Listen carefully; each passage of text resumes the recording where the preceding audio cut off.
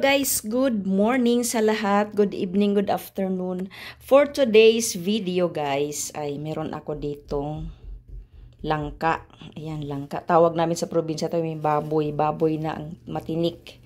Ayan, so ito ay ating lulutuin. Okay, so syempre guys, hindi ating lutuin na ganito. Hiwain muna natin to. Atin itong katayin. Katay pa more. Katayin natin to guys. At guys, ang dami oh. Isang marami pala. Isang to, kawali. Tapos ito naman, may kaldero. My God, ang dami. Hindi ko alam paano ko tulutuin lahat. Baka ilaga ko lang. Tapos yung iba ay, ilagay ko sa freezer pag na lambot ay naluto na. Hindi pwedeng isang luto to. Masyadong marami. Ayan, ilagyan natin ng tubig. Ayan, tama na siguro yan guys. Ayan. Tapos, lagyan natin ng asin. Kunting asin. Ay, ang lakas ng motor. Tapos guys, nandito tayo sa labas. Meron tayong oregano. Ayan. Sa amin kasi sa probinsya, yung aming yung langka, kapag nagluto ng langka ang nanay ko, nilalagyan namin ng oregano. Oo, mabango kasi to. Kaya spices to sa amin sa probinsya. Kaya lagyan ko rin para tingnan natin kung magusto na mabango to sa sa langka. Ayan, ang ihalo ko sa langka ko ay tuyo. Yan, ito lang, hindi ko nalagyan ng tanglad. Ayan, oh. Yan. So, i-try ko kung anong reaction ng mga bata. Kasi ito yung probinsya style. Kasi talaga, tama na siguro to. Masyadong marami. Ayan. Tamang-tama, may oregano pa ako dito. Kagamot kasi to sa ubo. Ayan guys. Home gardening. Ito. Balik na tayo sa kusina.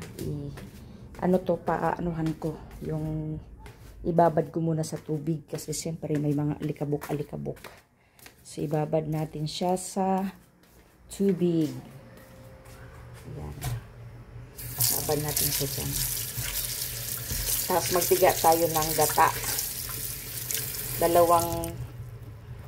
nyug ang in-order ko. Ito na guys, luto na. Ilipat ko na siya. Tapos yung may tubig na pinagkuluan, itapon ko. So, ilipat ko siya dito. Tapos, iluto na natin sa gata. Okay guys, so ito na yung mga ingredients natin maliban sa ating langka. Yung ating dilis at saka tuyo. Binabad ko siya guys para alam mo na matanggal yung mga kung ano meron dyan. Yung ating gata, ito yung pangalawang piga. Ito naman yung kakang gata. At ito yung ating oregano. Yan. Tapos, luya. Yun lang guys. Ngayon, paghalo-haluin lang natin to. May lutuin na natin siya guys. Ayan. So, makikita ninyo sa mga grocery, ang mga oregano is dried. Dried, ano bang tawag sa oregano? Ayan, ito fresh ang gamitin natin. Ito kasi ang ginagamit namin sa probinsya. Okay, so ito na. So, igisa lang natin siya dito sa ating kawali. Tapos, dyan na natin siya palambutin ng tuluyan. Magisa pa rin tayo. Konting mantika lang. Konting-konti. Saka sibuyas. Para lang na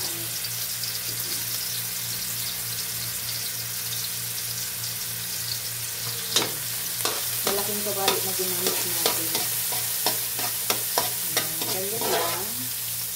Tapos, yung ating isda na binabad. Tuyo pala. Tuyo at saka daing. Ayan. Kahit hindi natin hatiin, mahahati na yung sangkusa dyan.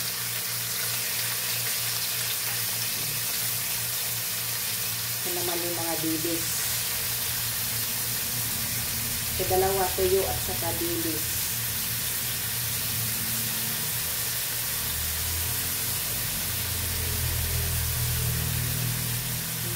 Pura-pura pa.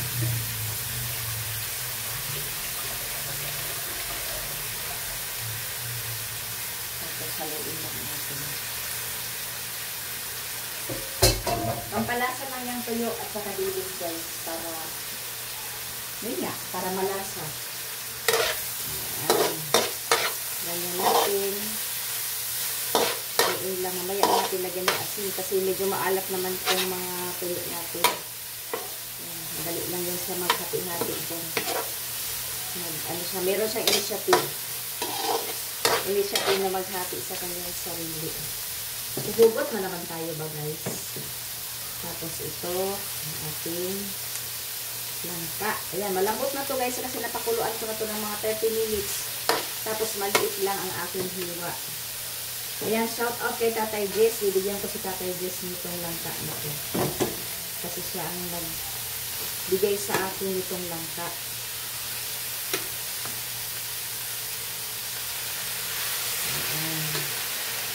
Tapos, ilagay natin yung ating gata na ito talaga, sirin natin yung ating luya. Hindi tuloy ang luya. Tapos yung ating kakang gata. Ayan. So, pakuluin natin. Kaya super lambot na yan. Pag kumulo na yan, mamaya, super lambot na yan ating langka. Kasi pinakuluan ko na yan ng mga 30 minutes. Ayan. So may natula pa ako dito. Hindi ko siguro damihan na. Kasi meron pa ako dito. Oh. Baka kasi sobra-sobra. Tama lang na maubos. Kasi mananawa din sila pag sobrang dami ba. Tabi na lang siguro ako. Tapos ilagay ko sa aking freezer ang natira. Para sa susunod na luto. Itong sa sunod, sahugan ko naman siya ng baboy. Baboy naman ang ilagay natin. Tapos ito yung kakang gata. Pagsama-samahin na natin. Iubos na natin. Huwag na magtira-tira kasi pag tira-tira hindi naman nagagamit. Yun na ang motto ko ngayon. Huwag na magtira kasi di ba pag konti lang. Lagyan natin ng pampalasa. Konti lang muna. Tapos hindi naman nagagamit. Kaduluduluhan, sayang. Magtira ng kunting gata, tapos hindi naman nagagamit na. Diba? Sayang kasi. Yung tama na muna yan, kasi baka malat naman siya. Ngayon, sprinkle natin ang ating oregano na fresh. Ganito kasi kami sa probinsya, guys, pag nagluto ng langka. Merong oregano. Ayan, oh.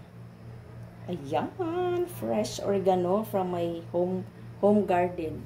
So, ganyan lang natin siya. Wala nang tanglad yan kasi may oregano na. Spices talaga ang oregano. Makita ninyo, meron sa supermarket, dried oregano leaves. Yan, ito ang mga spices, lalo-lalo na sa mga restaurant. Ginagamit yan, guys. Oo. So, ayan na. Ganyan lang natin. So, ang halo lang natin dito ay dilis at saka daing. Parang isda, bisugo yata. Ayun, oh. Okay. So, takpan lang natin siya para siya ay mekos-mekos ang kanyang lasa dyan. Hindi ko nahugasan to dahil ito ang tinakip ko nung habang pinakuluan ko ang langka. Tapos, itong natira guys, sa kabila, ito ay itatabi ko, palalamigin ko, ilagay ko sa freezer at the next 3 days, lutuin ko rin yan. Ang ihalo ko naman dyan ay karne. Oo. Kasi pag ubusin ko lahat, hindi ito mauubos. Hindi nila ito makakain. Hindi namin ito makakain lahat. So, ang gawin ko dyan ay i-drain ko siya. Para siya ay walang tubig pag ilagay ko sa freezer. Okay, shout out sa lahat. Balikan natin guys ha. Pakuluin lang natin. Pakuluin lang natin guys. Katulad ng pagkulo ng ating dugo sa pagmamahal. Char! Yan, binuksan ko na. Hindi pa sa kumulo. Hayaan lang muna natin. Ano ko lang. Dinidiin ko lang.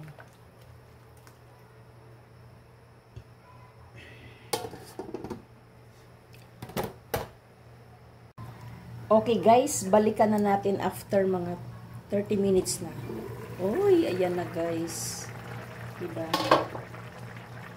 Naghalo na yung aroma ng daing, oregano, at saka luya. Yan guys. Ngayon, hayaan lang natin to. Kailangan umimpis yung sabaw niya. Ayan. 2 nyug ito. Ayan na guys. Wala pala akong sili. Dapat, hindi. May luya na naman. Maanghang na to. Tikman lang natin. Malambot na ang langka. Diyos ko po, struggle ang pagbalat ko ng langka niyan. Yan. Okay lang ang lasa. Lagyan natin ng konti ng asin. Asin at saka ano. Ano pala akong tubig dito? Meron dito yata. Hindi ba guys? Ganyan lang ang kinabuti. Tapos lagyan natin ng kunting. Ay, siguro hindi natin lagyan ng asin kasi pag bumaba tong gata, ma-concentrate na yung alat. Diba? No pork, no chicken. Ito ay tuyo lang. Saka dilis. Di na nga makita eh. Saka yung oregano natin. Ayan. Diba? Ayan, sarap na. Hindi ko na dagdagan ng asin kasi baka umalat naman pag humupa yung ating sabaw. Ayan.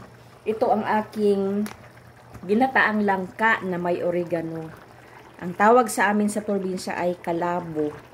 Karabo sa mga taga-Leyte, kalabo sa amin. Ay, ang sarap guys. Paininin pa natin ng konti ang kanyang sabaw para masarap. Malambot na ang langka guys. So, kasi niliitan ko ng hiwa tapos pinakuluan ko siya ng matagal. O, malambot na talaga. Yan ang ating, sa amin sa Bisaya ang tawag niyan humba. Pero ang humba dito, baboy. Ito ay ginataang langka lang. Kasi pag humba, baboy dito sa Tagalog. Ayan guys. So, paliitin lang natin ang sabaw. Yung kanyang coconut milk. Yan, coconut milk na to. Kakanggata at saka yung pinakaano. Ayan. So, hintayin na lang natin ng kumunti. Tapos, yun na. Ang ulam namin kanina ito ay wing beans. O, diba? Puro kami gulay ngayon kasi kahapon chicken kami. Chicken with in barbecue sauce. Ayan. Sarap ng amoy niya. Yung aroma ng oregano lumutang.